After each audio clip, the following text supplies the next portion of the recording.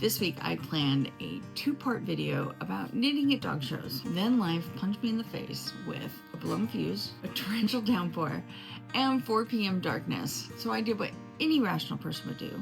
I grabbed my yarn and I started knitting, because sometimes your therapy is all in your hands.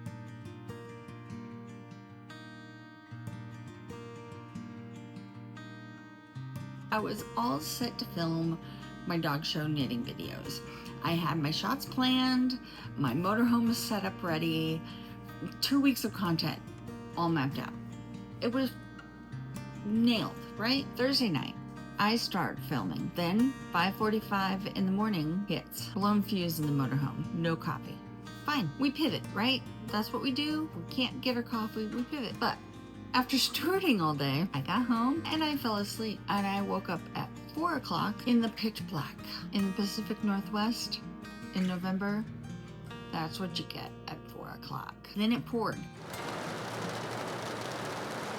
Non-stop. Torrential downpour on a metal roof of a motorhome sounds like you're living inside a drone. By Saturday, my nervous system was shot. I was exhausted, and Sunday night I sat there feeling defeated because I'd accomplished none of my goals for the weekend. And that's when I remembered what I teach in my NAMI peer support groups. Sometimes resilience isn't about pushing through. It's about being gentle with yourself while you find a new path. So I pulled out the blanket I've been working on for a friend that's expecting. When life gets chaotic, you need something fast, simple, useful. Welcome to crisis knitting. The Seton Portage blanket in worsted weight is great. If you can knit and purl, you can make the entire project. 1 row, 2 row, 3 rows. Every stitch literally puts your brain back together 1 stitch at a time. By the time you finish, you have something useful to show for surviving whatever life threw at you. Here's what nobody tells you about anxiety. When your brain is spinning, knitting doesn't ask you to think positive. It just asks you to breathe and move yarn. Sometimes that's exactly what your nervous system needs to hear. You don't have to do a project as big as this one. I just happen to be working on this and I need to get it done. However, a simple garter stitch dishcloth will do it. Just something that will be easy to go back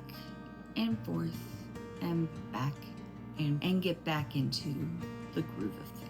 When you're stressed, your nervous system screams, "Danger!" Repetitive stitching tells your brain, "Hey, calm down, you're safe. We're doing something predictable." The bilateral movement creates rhythm, and that changes brainwaves. I know that sounds woo-woo, but there are studies. Cortisol levels drop, heart rate slows. You're giving your anxious brain a job that requires just enough focus to shut down the panic spiral. This is massive relief, especially coming from resin art, where I started, where one tiny mistake meant hours of ruined work and stress. Knitting is reliable, safe, something I can pick up when my brain is fried and I know I will succeed. Here's what I want to know. What's your emergency craft? What do you reach for when life is just getting messy? I bet if we all shared our crisis crafts together, we'd all realize that we're just knitting through chaos together. If this helped turn your weekly scaries into weekly crafting, smash that subscribe button.